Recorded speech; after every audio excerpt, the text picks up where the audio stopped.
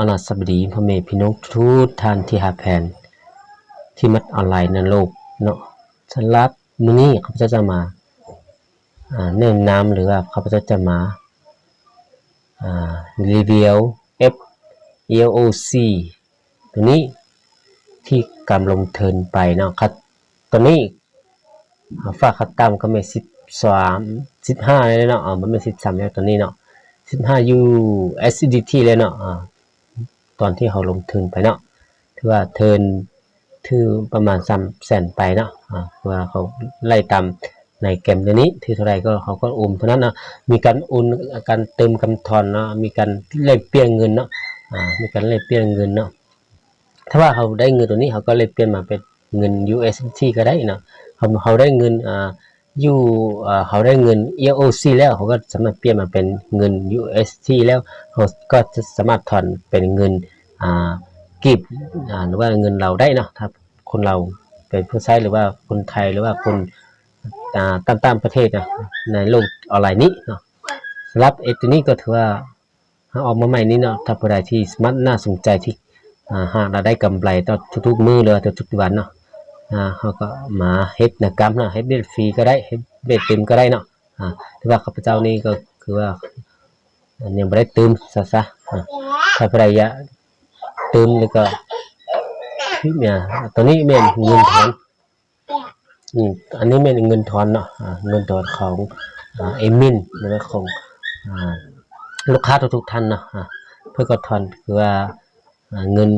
ถอนเงินเป็นเงินUSDT เนาะแล้วจะอุ่นเข้าเงินบัญชีเขาจะอุ่นเข้าเงินบัญชีบิสบ้านเขาตรงนี้เขาจะได้หัดเงินสดเนาะถ้าผู้ใดสนใจแกมหรือว่าตื้มตัวนี้คือมันเป็นเว็บไซต์คือเว็บไซต์ eBay เนี่ยนะตัวนี้เนาะเพราะว่ามันคือแค่ใครสลิซึนหรือว่าใครจะตั้งตัวนี้เนาะตัวนี้คือว่าจะเป็นเกมเลยเนาะแต่ว่าคือว่าตัวนี้จะมาสูมเลยก็คือจะหาได้เทสเนาะตัวนี้เนาะถ้าผู้ใดมัดก็สามารถสอบถามข้อมูลเพิ่มเติมนำข้าพเจ้าแล้วข้าพเจ้าจะส่งลิงก์ของข้าพเจ้าเข้าไปให้เจ้าส่วนตัวนะว่าข้าพเจ้าเอาลิงก์วางอยู่YouTubeตัวนี้ยันมีลิขสิทธิ์ว่ายันมีมาหาให้ช่อง YouTube ของข้าพเจ้าเนาะแล้วข้าพเจ้าก็พยายามมาเอาลิงก์ตัวนี้มาลงใส่ถ้าใครอยากได้ทางหาส่วนตัวในเบื้องหลังของข้าพเจ้ามี Facebook แล้วก็ข้าพเจ้าจะใส่บทติดต่อข้าพเจ้าใส่นะมีแต่ Facebook ข้าพเจ้าว่าอยู่ห้างนะเฟซเพจกับ Facebook ข้าพเจ้าว่าอยู่ห้างนั้นเนาะแล้วก็ข้าพเจ้าก็จะบอกไปเนาะในติดต่อส่วนตัวของข้าพเจ้าเนาะข้าพเจ้าก็บอกไปเลยถ้าสมมุติผู้ใดที่กำลังเบิ้งหรือว่ากำลังทับซูนส่งข้าพเจ้าและคอมเมนต์ก็คอมเมนต์อยู่ท่านี้แล้วก็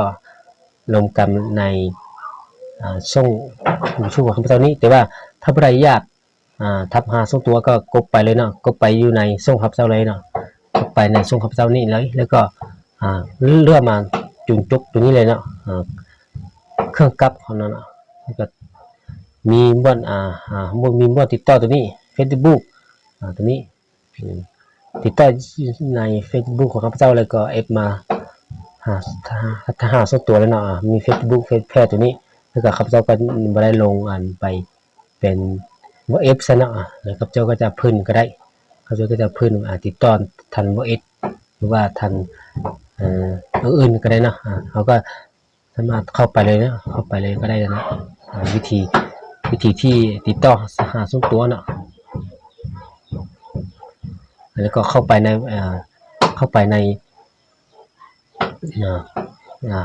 ก็เข้ามาเลยเนาะเข้ามาเลยต่างนี้เลยเป็นนี่เลยเป็น Facebook ของข้าพเจ้าเนาะแล้วก็ทำมีFacebookเพจเลยนะถ้าผู้ใดที่สนใจติดต่อก็ติดต่อมาเลยก็ทักมาส่วนตัวแล้วข้าพเจ้าก็จะส่งลิงก์ให้ทุกคนเนาะที่อยากหาเงินในโลกออนไลน์นี้ก็วิธีที่จะทักหาส่วนตัวก็ครับเจ้าก็นี่แต่ว่าวิธีง่ายๆคือครับแล้วก็จะมาเอาลงไปในวอทเลยครับประหยัดถ้าหากว่าที่ก็มีอยู่นี้เนี่ยนะครับเจ้าก็จะวางให้ไปนะ อันนั้นแล้วก็เขากับมื้อนี้ก็จะพาลงไปเข้าในเกมเนาะเข้าในเกมตัวนี้ EOC ไปเลยเนาะไปในกรรมเลยเนาะไปในกรรมมื้อนี้ไปเบิ่งในกรรมเป็นใดแล้วครับแล้วก็ได้ทำงานฟรีไปได้เงินเลยเนาะก็หนึ่งเหรียญไปเลยเนาะทำฟรีเข้าสู่ระบบก็ได้เข้ามาไม่เข้าสู่ระบบก็ได้แต่ว่าข้าพเจ้ามีแต่ใช้อีเมลเข้าไปเลยนะข้าพเจ้าก็ไปกดเลยเนาะใช้วิธีกดง่ายๆเลยนะ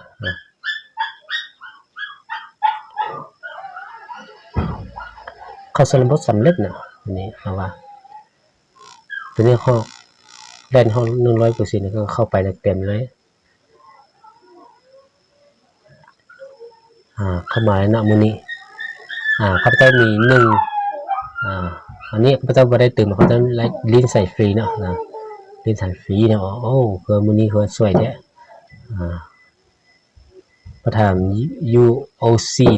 ตัวนี้เขาปรับเปลี่ยนคำประกาศตัวนี้เนาะมันสวยมากเนาะเอาเนาะเพราะว่าตัวนี้คือดีเนาะตัวนี้เนาะคือว่าจะอยู่มักผมเนาะนะเงินเนาะข้าพเจ้าเนาะข้าพเจ้าก็ลิ้นฟรีข้าพเจ้าก็มี0.24COC ตัวนี้นะแต่ก็เงินUSDT ตัวนี้เงินของข้าพเจ้านะเงินเทตัวนี้มีตัวนี้เงินเทของข้าพเจ้ามีตัวนี้เนาะแล้วก็อันนี้ไปเบิ่งบนเขาอันนี้มันเขาอัดคนนะคนอัดคนนี่เขาอัดคนนี้เนาะมีใบใดนี่ใส่เนี่ยเขาก็ไปอัดให้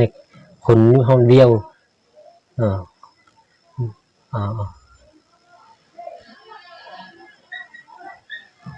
สีแดงตรงนี้เนาะ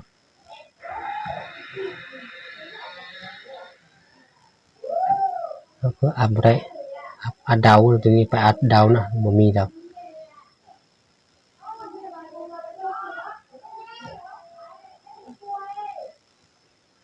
อันดาวไปได้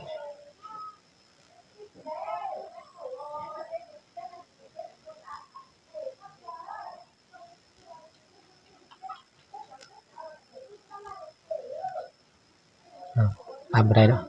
อันดาวไปได้แล้วก็เพื่อนทุกคนนั้นอย่าลืมเอาคนไปบนนี้นะไปบนตัวคือตัวนี้นะไปบนนี้นะวันนี้นะก็ไปเงินตัวนี้นะเงินตัวนี้แล้วตอนที่มุ่งเพื่อนทุกคนหรือว่าในเกมของข้าพเจ้าทุกคนนะมันมีคนตัวนี้เนาะแล้วยังมีตัวแบบบวชเนาะถึงเจ้าได้ไปเอาคนวางมาใส่เนาะเดี๋ยวเจ้าต้องไปแอดได้ให้ได้คนเต็มตัวนี้เนาะแล้วห้องกำหนดเวลาตัวนี้1-2 ชั่วโมงเนาะแล้วตัวนี้แล้วเจ้าก็มาเปิดมันได้หัดเงินเนี่ยนั้นมันได้หัดเงินเปิดแต่ละอันตัวนี้มันได้หัดเงินเข้านั้นนะมันได้หัดเงินเข้าตัวนี้เมื่อวันนี้ก็เจ้าให้ได้0.24EOC ตัวนี้นะแล้วก็มาบวกให้เงินUST ตัวนี้มันได้ตัวนี้แล้วก็ไปเบิ่งในกระเป๋าของเขากระเป๋าของเขานะมีเงินเท่านี้ข้าพเจ้าก็มีเงิน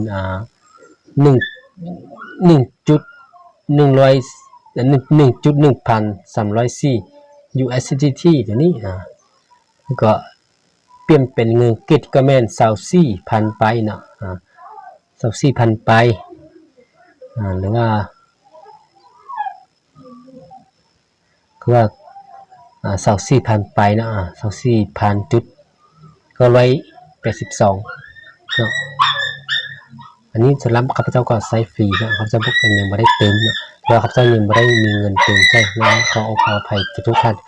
ลูกค้าที่หรือว่าเอมินที่บริการเนาะแล้วก็ข้าพเจ้าก็จะหาเงินมาเติมใส่คือว่านี่คือว่าจะนำบอกคืนเว็บไซต์ eBay เนาะตัวนี้คือมันมีเว็บไซต์ตัวนี้เนี่ยมีแต่แกมเนาะสำหรับผู้ที่มามัดลิดแกมให้ไฟหรือว่าโมบายเนาะก็แนะนำให้มาเข้าเติมแกมตัวนี้มาไว้ผู้ใด ฮ็ดก้อนลอยก้อนเนาะเฮ็ดก้อนแล้วก็ลอยก้อนแล้วตอนนี้ข้าพเจ้าก็มีเงินเขาก็ผัดเปลี่ยนไปแล้วนะถ้าเขามีเงินEOC แล้วเขาก็นะเลยเปลี่ยนกันเปลี่ยนให้เป็นเงิน USDT แล้วเขาจะถอนออกไปนะ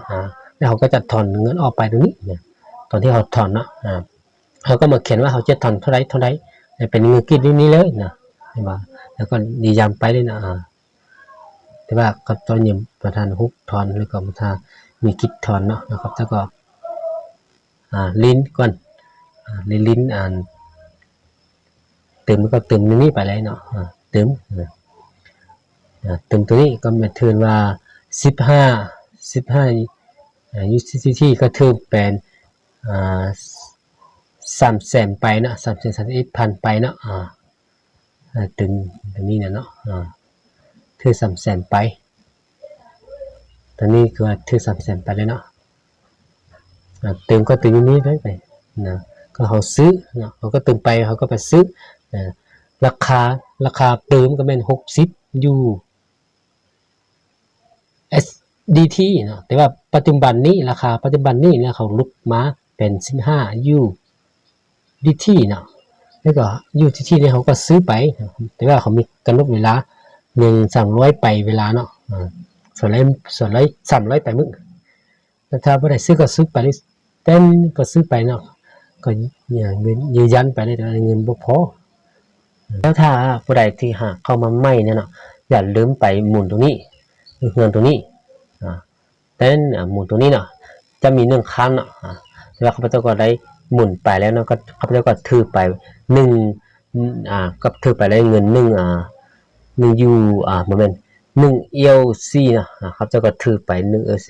แล้วถ้าว่าผู้ใดตึงไปแล้วก็มีเงินตรงนี้ก็ได้หมุนสิคันนี้ก็ได้ตึงแล้วก็มี1 ELC แล้วก็5 ELC แล้วก็20 ELC นะเงินเนาะถ้าผู้ใดหมุนถือนี้ก็ได้เงินฟรีตรงนี้เลย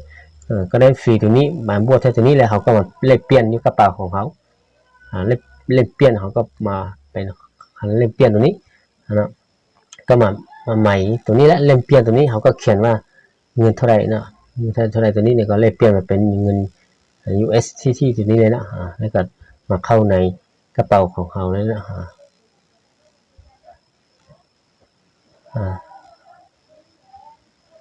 ก็มาเข้าในกระเป๋าของเขาตัวนี้แล้วเขาก็จะถอนนั้นเป็นเงินกิจบิสบัตของเขาเนาะทำอะไรมีบิสบัตบางย่านเนาะลงทุนไปก็ว่าลงทุนด้วยก็หาได้ไรเนาะทีนี้ก็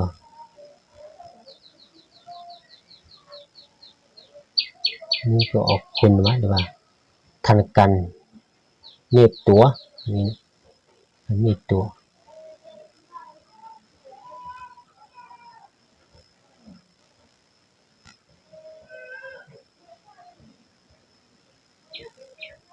ยัง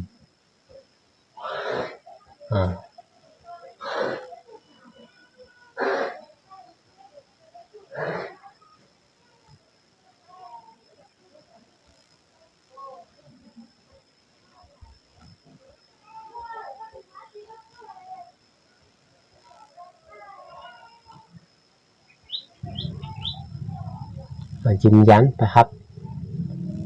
ได้บอก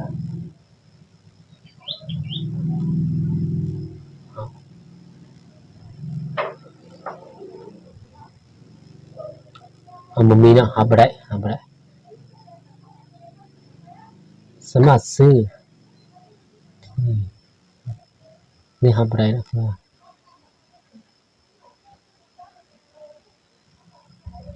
ทำได้แล้วก็อย่าเอาคนไปปะทะกันนั่นก็เอาไปเลยเนาะ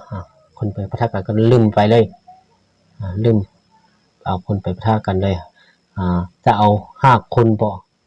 เอาจับคนก็ได้ตามที่เขาจะเอาไปเนาะเอาไปหมดนี่แล้วก็ได้นะเขากำหนดแต่5 คนเนาะไปลืมดีจัง